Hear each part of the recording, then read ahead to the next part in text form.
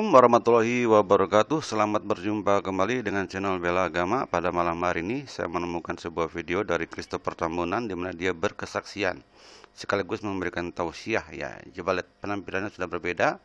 Jadi ini menunjukkan bahwa beliau ini berhasil gitu ya, dimualafkan secara kafah gitu dan dididik dengan benar oleh Pak Ustadz Zuma, sehingga salah yang mengatakan bahwa si Godion ini salah katanya, maaf, si Christopher Tambunan ini salah dalam mengambil mentor, dalam mengambil guru. Si Zuma itu, kata Pak Rudipan layar teologi, adalah Zumayat itu katanya penipu. Ini di sini ya. Oh, di sini kata dia tuh.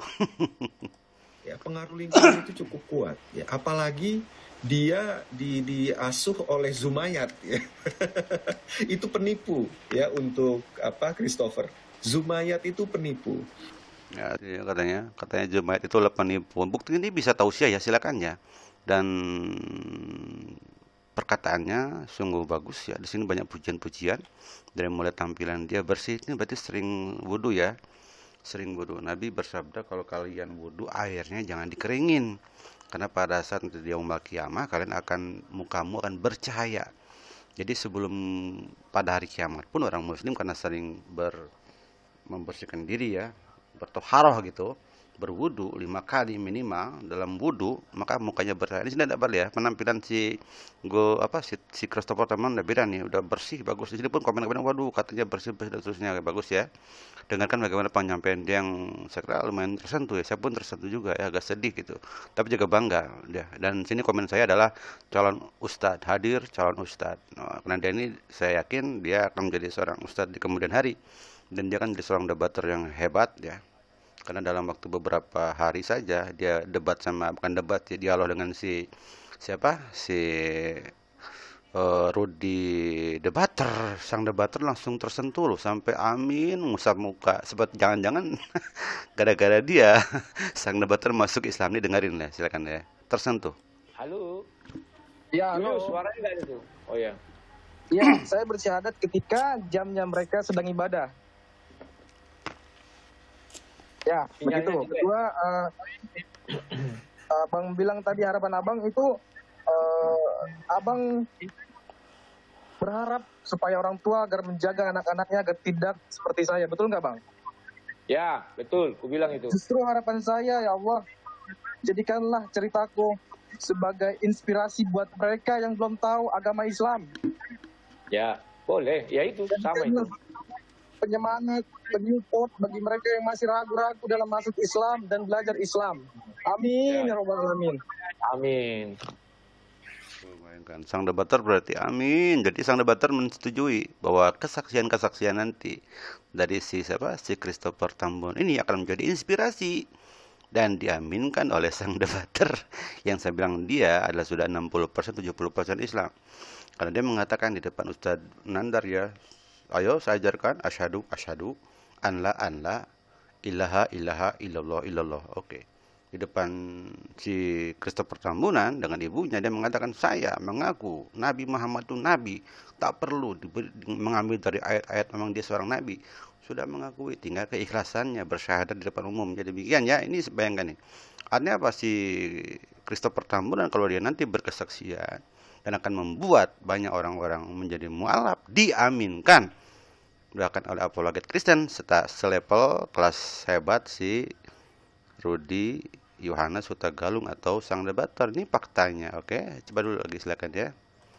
Tuhan yang Maha Esa, satu-satunya Tuhan kita, Allah Subhanahu wa Ta'ala, di mana pada saat ini kita masih bisa merasakan nikmatnya. Kita masih bisa merasakan nikmatnya, yaitu nikmat beriman kepada Allah Subhanahu wa Ta'ala. Alhamdulillah, alhamdulillah, alhamdulillah. Dibuatnya video ini di mana kita bisa berdiskusi, di mana kita bisa saling bertukar pikiran, dan juga alhamdulillah saya mau membagikan sedikit pengalaman saya dalam mencari, dalam mengejar, dan dalam mendapatkan serta menjemput hidayah. Masya Allah, saya berharap video ini dapat menginspirasi teman-teman yang di luar sana yang belum 100%, yang belum berani atau yang belum mau mengerti tentang Islam, ayo, inilah saatnya kamu mengerti, dan juga inilah saatnya Islam ditegakkan, kebenaran itu ditegakkan. Masya Allah. Cerita saya bermula ketika saya masih beranjak di bangku sekolah, tepatnya kelas 1 SMA, umur saya 15 tahun. Masya Allah, di umur saya yang sangat muda, saya belajar sesuatu, saya belajar mengenal Islam. Alhamdulillah, Allah bantu saya, Allah bimbing saya, Allah keluarkan saya dalam kesesatan saya. Alhamdulillah. Ya, benar ya, Allah lah yang membuat dia mendapatkan hidayah. Ya, innaka la tahdi man ahbabta walakinallaha yahdi man yasha. Bukan engkau Muhammad yang memberi hidayah kepada yang kau cinta, tetapi Allah lah yang memberi hidayah kepada yang dia kehendaki. Padahal si Christopher Tambunan ini kan tahu sendiri, marga Tambunan tuh banyak yang menjadi pendeta ya, pastor, contoh Luga Tambunan. Ibunya pun adalah seorang yang lumayan berkesaksian juga kemarin di Sang Debater, dan memang memiliki ayat-ayat Alkitab gitu ya. Jadi kuat juga kekristenannya, tapi dia masuk ke Islam dan dia dapat hidayah. Ini sesuatu yang harus kita syukuri gitu, karena semua itu adalah karena rahmat Allah. Demikian, dan karena hidayah Allah ya. Next ya. Jadi cerita ini bermula ketika saya duduk di bangku SMA, kelas 1 SMA. Alhamdulillah, Allah pertemukan saya dengan orang-orang baik.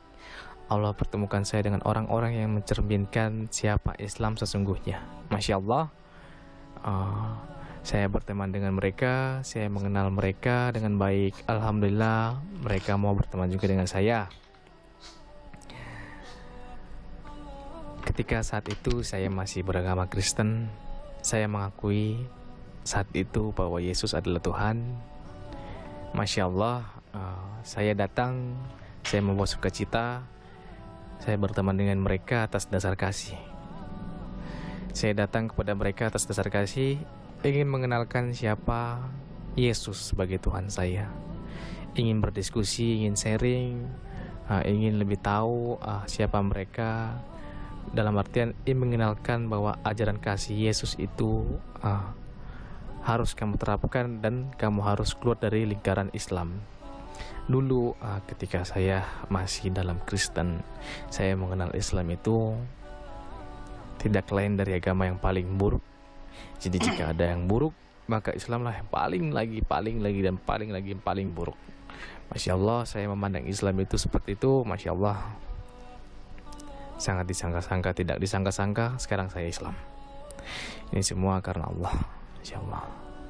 Dan juga saya mau menekankan sebelum masuk ke cerita, saya mau menekankan. Demikian, jadi saya cut sampai sini saja. Bukan berarti saya tidak ingin mendengarkan kesaksiannya yang betul-betul menyentuh, tapi saya mau coba meminta kepada kita semua subscribe dan lonceng ya. Saya pun udah lonceng semua, oke?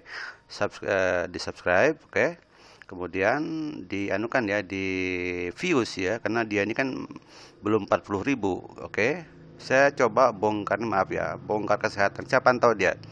Saya pantau sebagaimana Goldian pun saya pantau. Ini sudah masuk ke Social Blade ya, bagus nih. Jarang loh channel yang beberapa minggu muncul masuk Social Blade. Ini langsung terbaca oleh Social Blade, bagus.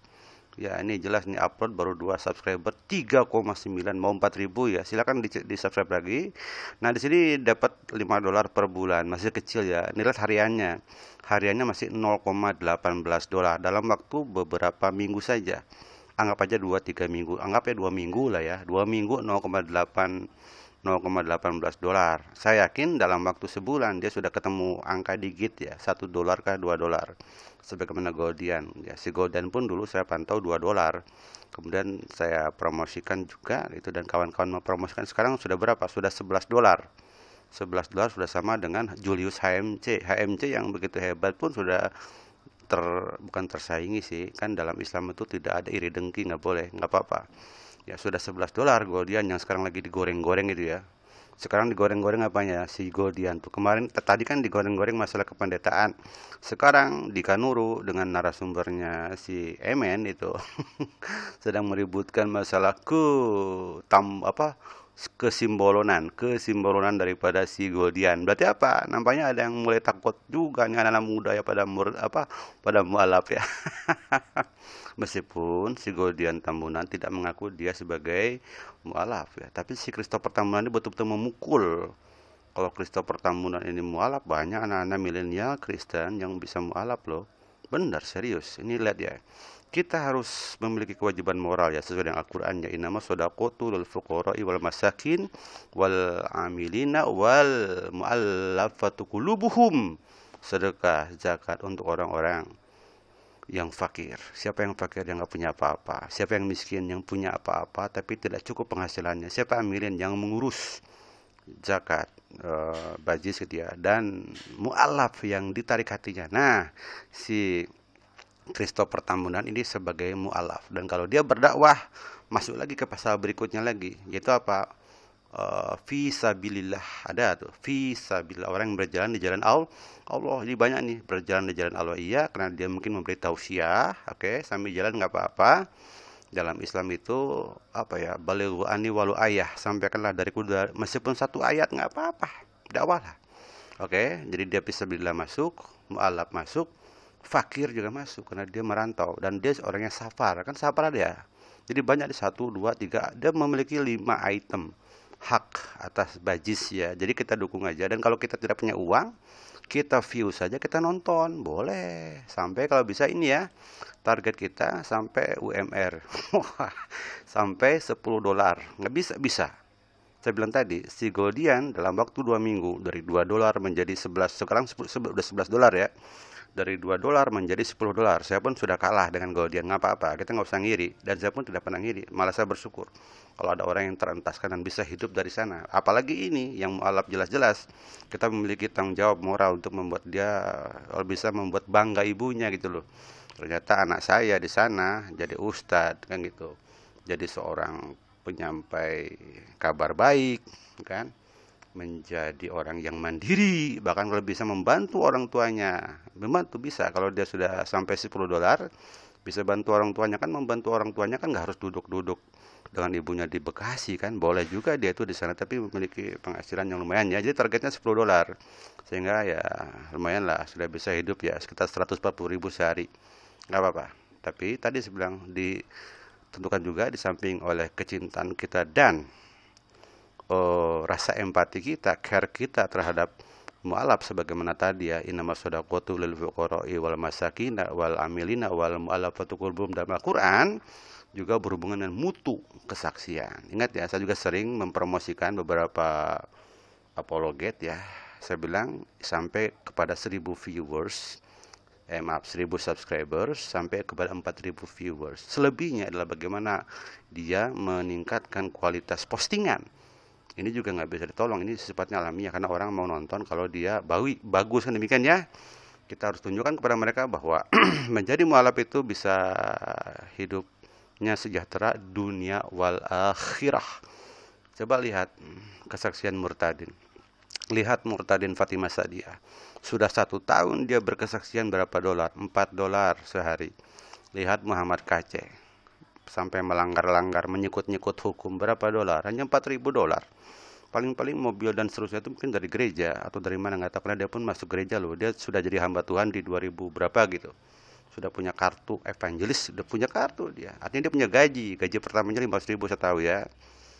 Oke, ini pun sama, kita buat dia tuh orang tua bangga, dan kita bikin kepada publik ya bahwa menjadi seorang muslim dan menjadi pendakwah itu hidupnya insya Allah terjamin gitu ya. Wisnu misalkan Murtadin, lihat Bongo menjadi Murtadin, bikin channel berapa? $0,0, udah 1 tahun lebih. Kasihan, lalu dia membuat kesaksian, aduh saya nyesal, anak saya harus dibaptis bayar, anak saya yang kedua pun dibaptis bayar, saya nggak punya uang. Jangan uang dong, katanya dikit-dikit uang kok dikit-dikit. Kasihan banget. Nah, kalau mu'alaf kita tunjukkan bahwa menjadi mu'alaf ini kita bantu, oke? Tidak hidup sendirian, karena kita memiliki namanya ukhuwah Islamiyah, dan kita mayoritas gunakan energi itu untuk membantu sesama, apalagi yang memiliki hak itu sebagai mu'alaf. Oke, saya mohon izin kepada kita semua. Kalau kemarin kan saya lagu daripada yang dari Inggris dia, tentang apa ya, tentang tidak boleh insya Allah. Nah, judul insya Allah. Sekarang saya coba lagunya dari Michael Jackson, bahkan dari Josh Groban, tentang orang yang asalnya jatuh, tidak bisa apa-apa, asalnya dia mungkin tersesat setelah dia duduk dengan seseorang. Seperti sini dalam konteks ini mungkin si Godian dipusing, bingung, galau, ketemulah dengan misalkan Pak Ustadz Juma CS, ya, duduk bersama, lalu dia bisa bangkit hebat. Nah, kita tunjukkan seperti itu untuk kasus si Christopher dengan sebuah lagu, ya. Ini lagunya You Raise Me Up, Kau Membuatku Bangkit, dari Josh Groban. When I am down and oh my soul so weary, when trouble come and my heart wouldn't be, then I am still and wait here in the silence until you come and sit a while with me. Saat aku jatuh, hatiku hancur bagaimana ya, dan kesulitan datang, dan hatiku penuh dengan beban, katanya. Kemudian aku masih menunggu di sini dalam kesepian sampai engkau datang dan duduk bersamaku. Wah, sementara, oke. You raise me up so I can stand on mountain. You raise me up to walk on stormy seas. I am strong when I'm on your shoulder. You raise me up to more than I can be. Engkau membuatku bangkit sehingga aku bisa berdiri di atas gunung. Engkau membuatku bangkit sehingga aku bisa berjalan di atas lautan yang penuh dengan gelombang. Aku kuat saat aku di shoulder, dalam pundakmu. You raise me up. Kau membuatku bangkit untuk menjadi lebih dari yang aku bisa. Demikian ya. Ini tentang seseorang yang lemah, yang tidak bisa apa-apa. Lalu ada orang lain yang menolongnya dan dia membuat dia bangkit. Demikian ya. Billahi taufiq wal hidayah. Wassalamualaikum warahmatullahi wabarakatuh.